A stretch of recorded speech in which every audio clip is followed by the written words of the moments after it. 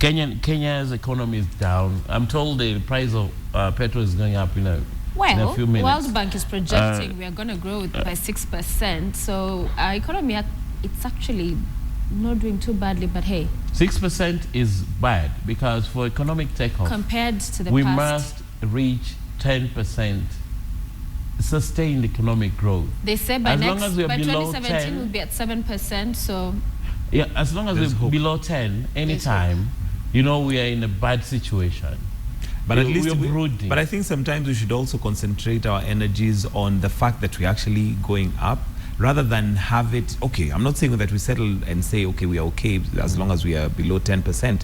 But I think the fact that we are rising, by 2017, if we had 7%, hopefully by 2030 we should be, you know, somewhere reasonable. Yeah, but with this grand corruption, it might just diminish all of this. With senators asking for 1 billion to pay for themselves, in addition to their already hefty salaries.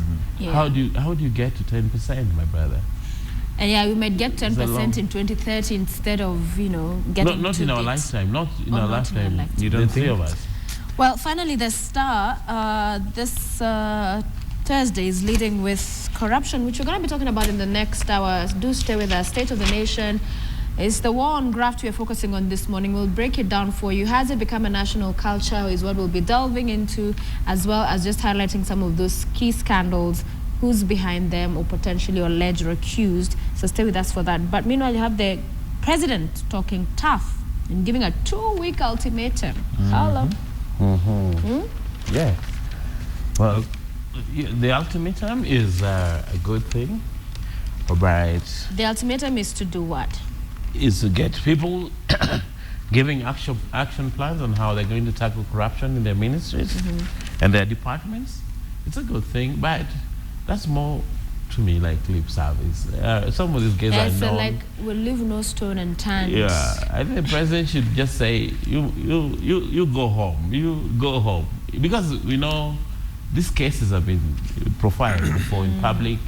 And within his own information circles, he knows who is responsible. Yeah, and what's worrying, even soon after he came into office, you remember he was talking about some figures in the office of the president. Yeah. And you're like, wow, that sounds helpless if you feel that even in your own house, there are people who are corrupt and there's no action being taken.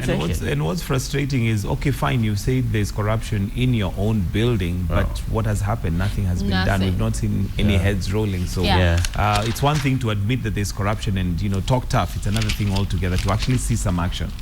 And of course, we'll be asking Kenyans whether they have confidence in the government and the institutions that are in place, really, to fight graft. Are they able to do it, or do we need to a whole reshuffle of the whole system?